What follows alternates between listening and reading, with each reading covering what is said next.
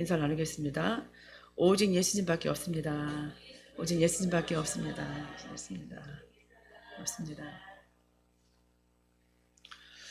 오늘 본문을 통해서 약속된 기업을 받는 삶의 제자라는 말씀으로 은혜를 나누고자 합니다. 은혜의 시간을 되시기 바랍니다. 오늘 본문 말씀을 보시면 당시의 성도들 중에는 극심한 그 기독교 박해의 상황 가운데서도 영적인 성숙함보다는 오히려 배교의 위험에 처한 자들이 있었거든요.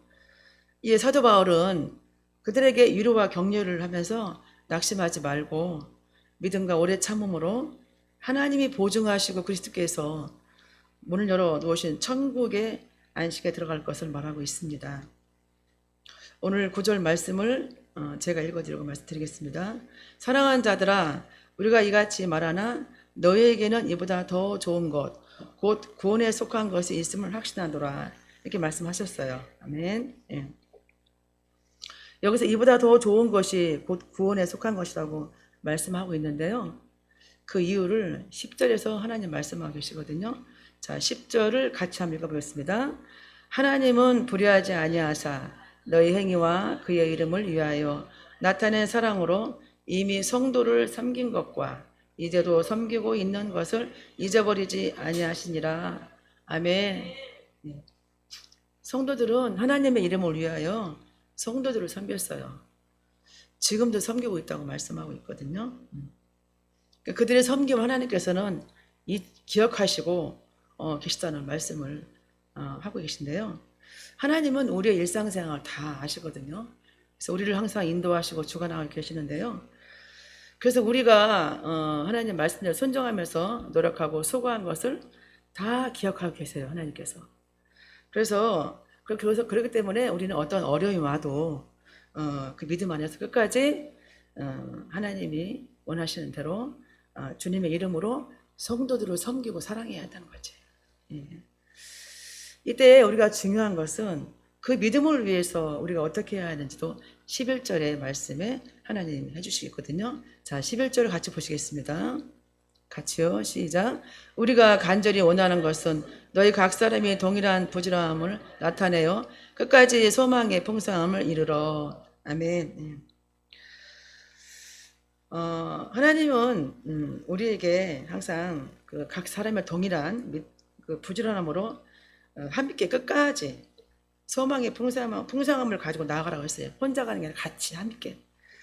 그래서 12절에 말씀하시기도 게으르지 아니하고 믿음과 오래 참음으로 말미암아 약속들을 기업으로 받는 자들을 본받는 자가 되게 하려는 것이라고 말씀하셨어요. 그래서 우리 믿음의 조상들이 계시잖아요. 대표적인 인물이 누구냐면 아브라함이시거든요. 그 아브라함께서 이제 믿음의 조상인 대표적인 인물이신데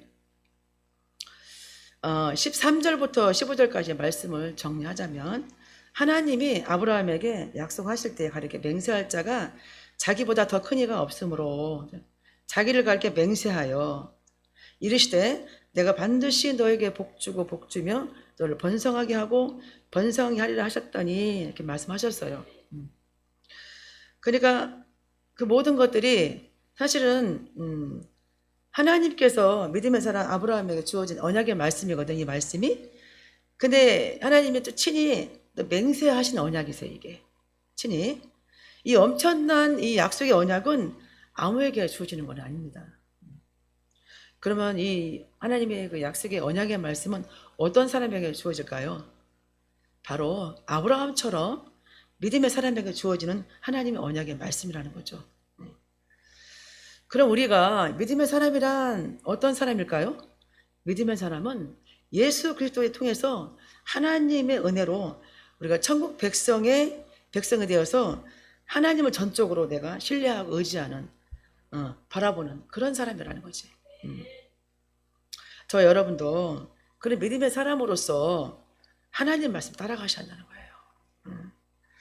물론 하나님을 믿고 말씀에 순종하는 것이 쉽진 않아요. 고난과 역경이 있잖아요. 그렇죠? 그러나 우리는 오직 하나님만을 신뢰하면서 천국의 소망을 두고 살아가셔야 한다는 거예요. 하나님께서는 아브라함에게 75세 때 아들을 주시겠다고 약속하셨거든요. 근데 75세 때 약속하시고 바로 약속 이행하셨나요? 아니잖아요.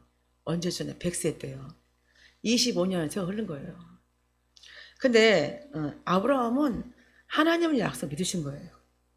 그래서 하나님에게 약속하시고 그 바로 이루어지지 않았지만은 끝까지 그 약속을 믿고 믿음 안에서 순종하면서 하나님께 나아갔더니 복을 받은 거예요.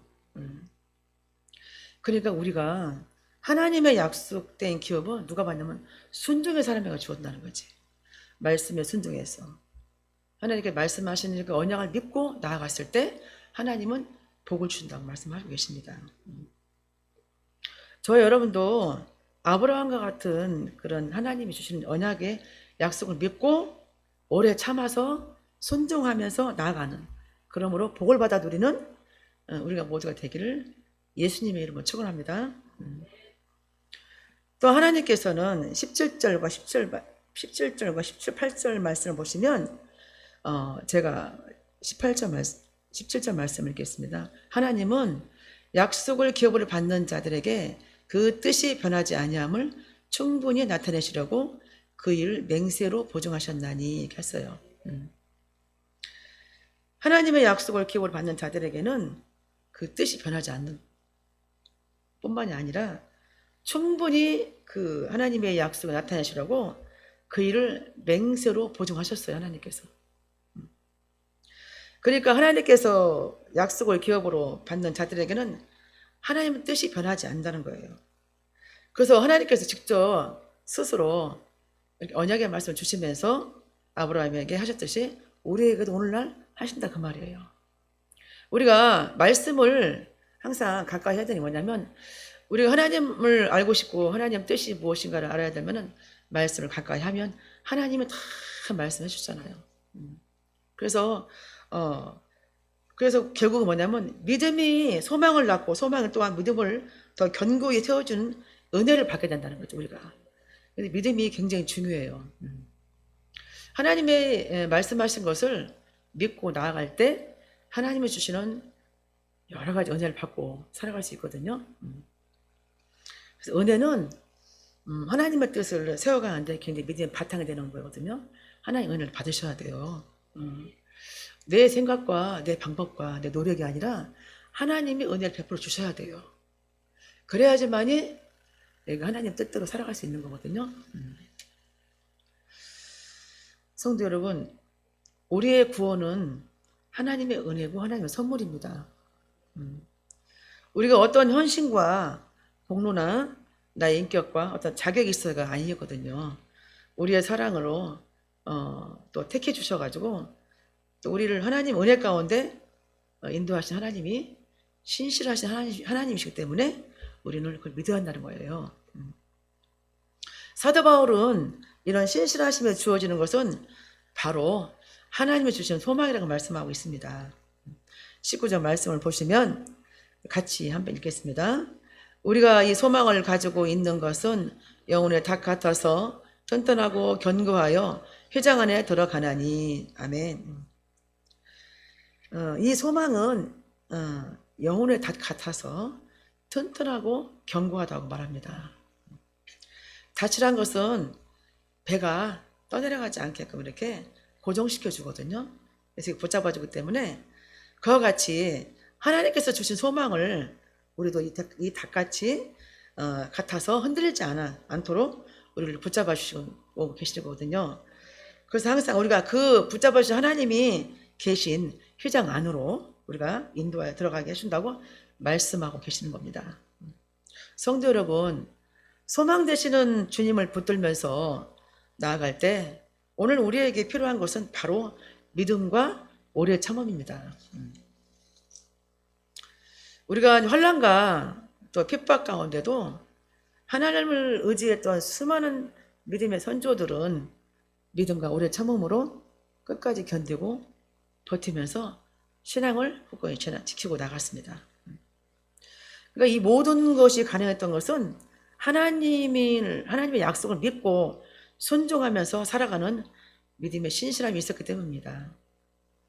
성도 여러분, 우리가 지금 세상이 아무리 어지럽고 복잡하고 문제가 많지만 그렇다고 우리가 그 상황만 볼 것이 아니라 하나님이 우리에게 예비하시고 계획하신 뜻을 우리는 붙잡고 나아가야 됩니다. 그래서 세상의 헛된 그 욕망에 우리가 붙잡지 말고 오직 예수님께서 영혼의 닷을 내리고 튼튼하게 견고하여 천국의 소망을 두며 살아가는 그런 저와 여러분 되시기를 간절히 소망합니다. 이것이 바로 구원받은 백성의 모습이고 신실한 자녀라는 모습입니다. 자, 우리도 동일하게 우리의 영혼의 탓을 예수님께 내려야 돼요. 이렇게 예수님의 소망을 둬야 돼요. 그래서 그리스도 안에서 살아갔을 때 하나님의 원하시는 뜻대로 살아갈 수 있습니다. 우리가 살아가면서 그리스도 안에 있어야 되거든요. 그리스도 안에 있으면 예수님 성품을 닮아갈 수 있고요. 하나님의 인격을 닮아갈 수 있고요. 아버지의 뜻을 알 수가 있고요. 사랑하고 싶지 않아도 사랑하게 된다는 거죠. 왜? 내 안에 예수님이 계시기 때문에 그래요. 내 안에 성령님이 계시기 때문에 그런 거죠. 그래서 그건 노력해서 되는 게 아니거든요. 전적으로 하나님의 은혜입니다. 그러므로 우리가 믿음 가운데 세상에 시험과 어떤 풍파가 있어도 거기 휩쓸리면 안 된다는 거죠. 그래서 오직 우리 예수님께 소망을 두고 영혼을 탓을 주님께 고정을 딱 시키셔야 돼요. 그것만이 우리가 살아갈 수 있는 유일한 길이라는 거죠.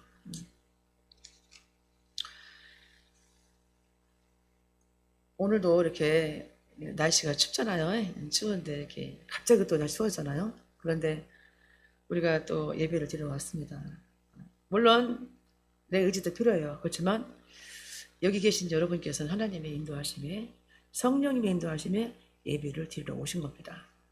지금 또 유튜브로 온라인으로 예배를 드리는 분들 계시겠죠? 그분들도 성령님의 인도하심으로 은혜로 예배를 드리고 계시는 거잖아요.